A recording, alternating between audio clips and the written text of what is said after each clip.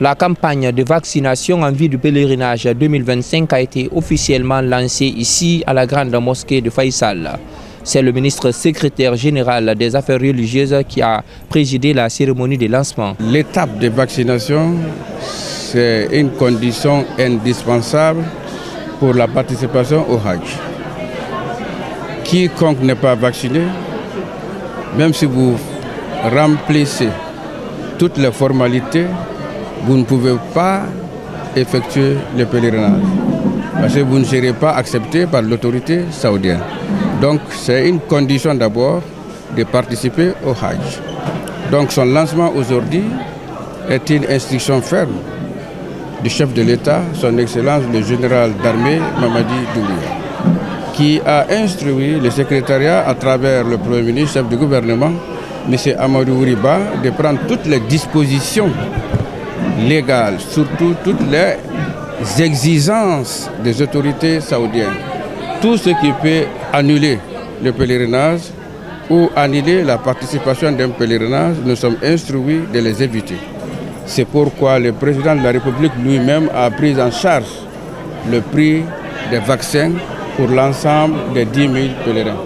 Ce prix-là n'inclut pas dans le prix du Hajj, le tarif du Hajj. Il est entièrement payé par le chef de l'État.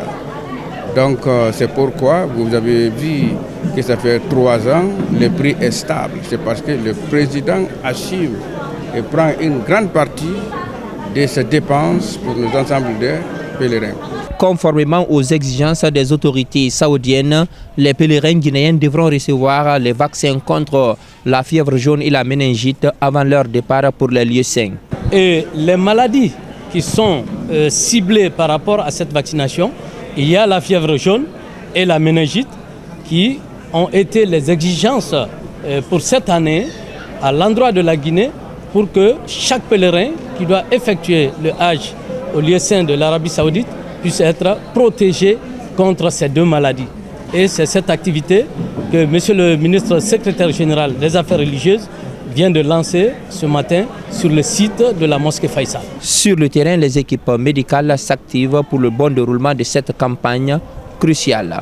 Je me suis présentée, on a réglé mon papier, je suis rentrée et puis ça s'est bien passé. Ma vacciné, pas de retard, vraiment. C'est bien. La vaccination a été bien faite. Et moi, je n'ai rien payé en tout cas. Je vais avec ma fille, mais on n'a rien payé. Non, le processus est très bien. Très bien, non. Très bien, non. 10 sites ont été désignés pour cette opération, dont 9 ouverts au grand public, tandis que 1 est réservé à la présidence. Je crois qu'à Conakry, ici, nous avons plus de 9 sites qui sont là pour faciliter que tout le monde, tout Conakry, ne se dirige pas vers la grande mosquée Faïsal. Ceux qui sont à Ratoma restent à Ratoma, ceux qui sont des Hautes-Balières restent vers Koya, et ceux qui sont à Kaloum peuvent rester là-bas et partout. Je crois que la décentralisation, l'objectif du gouvernement cette année, c'est ça. C'est de faire en sorte que le pèlerinage soit facile aux pèlerins. Cette campagne, prévue pour durer 1 mois, coïncide avec le lancement officiel de la vente des uniformes pour les pèlerins guinéens.